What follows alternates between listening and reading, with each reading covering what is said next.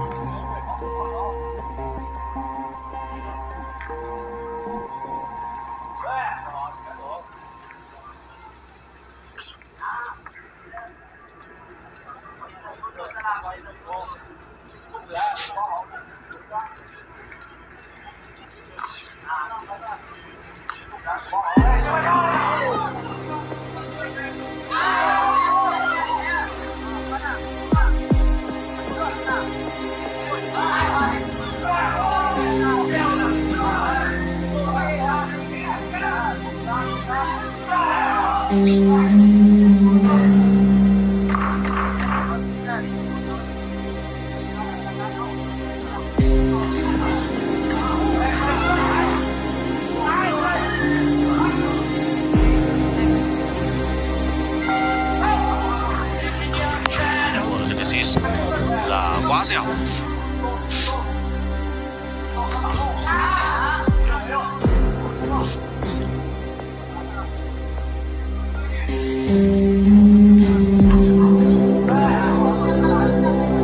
Nhịp rồi lại hợp lý của Su Xiao Tao. Có vẻ như đang dần bắt nhịp được với những đòn tấn công của Genesis, bắt nhịp được với nhịp thi đấu của võ sĩ của Philippines. Thì để có thể hạn chế được tốc độ ra đòn của Genesis thì là một vấn đề khá nan giải. Thằng đánh sáu chính xác vào phản đòn cũng không hề tồi của Su Xiao Tao.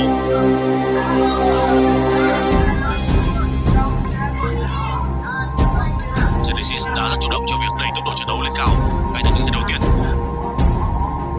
Jab tốt của Genesis.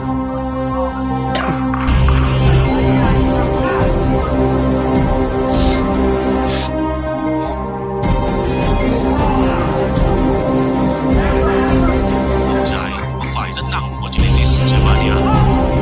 Trước khi đăng quang trên đài vô địch của WBO liên lục địa, đó là danh hiệu mà anh đã giành được vào tháng 10 năm 2013.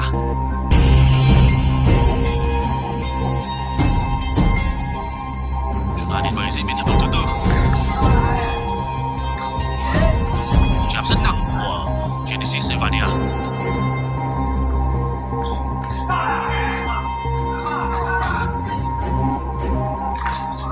Cơ thể của Genesis chúng ta có thể thấy là cơ thể rất điển hình của những võ sĩ Philippines. Một body rất giống với huyền thoại của quân Anh nước này, đó là Manny Pacquiao.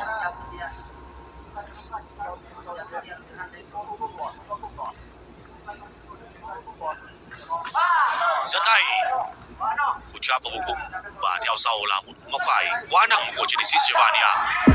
Thực sự là những tình huống ra đòn của Genesis rất đẳng cấp. Cách thi đấu của anh làm chúng ta cảm thấy rất mãn nhãn.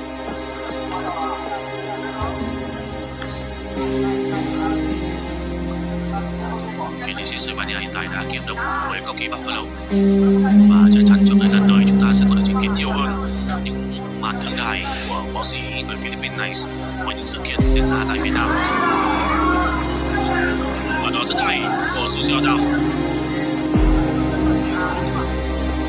Su Xiao Tao vẫn luôn cho thấy được sự nguy hiểm của mình với những pha phản đòn. Anh vẫn thủ rất chắc vào lúc này. Bài góc khá vạch của Su Xiao Tao nhưng Genesis đã bắt bài để đối phương.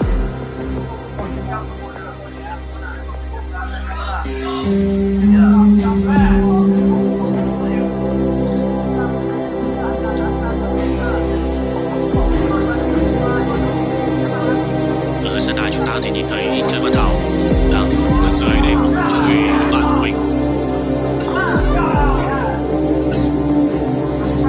Trần Văn Thảo với Genesis đã sparring với nhau khá nhiều và thậm chí trong một buổi tập thì Genesis còn lỡ tay làm vỡ mũi của Trần Văn Thảo.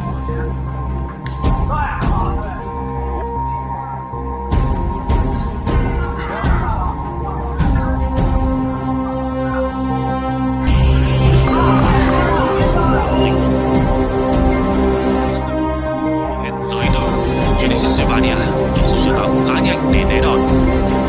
Lại là jab quá nhanh, tuyệt vời, jab bằng tay phải và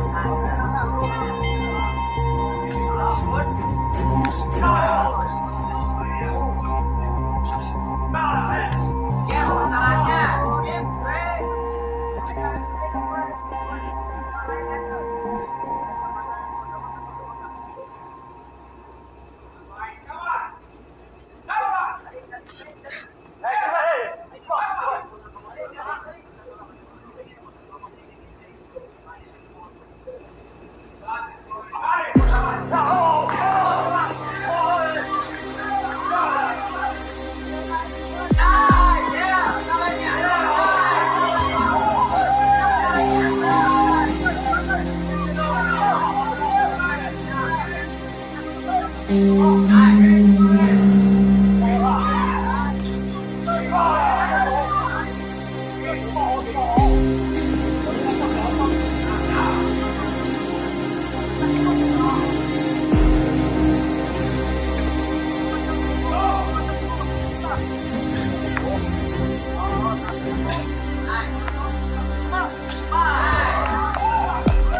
hay với những pha ra đòn của Genesis Silvania và thực sự thì Sushiatao bây giờ đang gặp nhiều khó khăn hơn.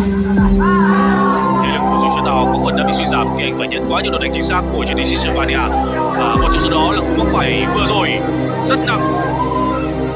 Bây giờ thì Sushiatao đang bị dồn vào dây.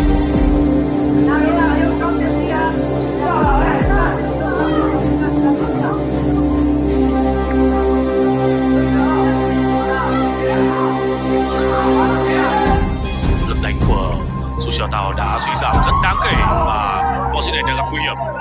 Còn hơn 20 giây nữa cơ. Có đủ thời gian để cho Genesis Silvania dồn một series đòn về phía Sushiatao.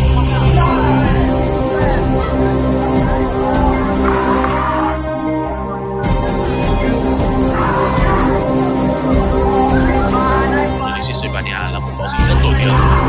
Đó là lý do ngày hôm nay tại ballroom của nước Grand Hotel Fripp chúng ta có thể thấy khá nhiều những cổ động viên của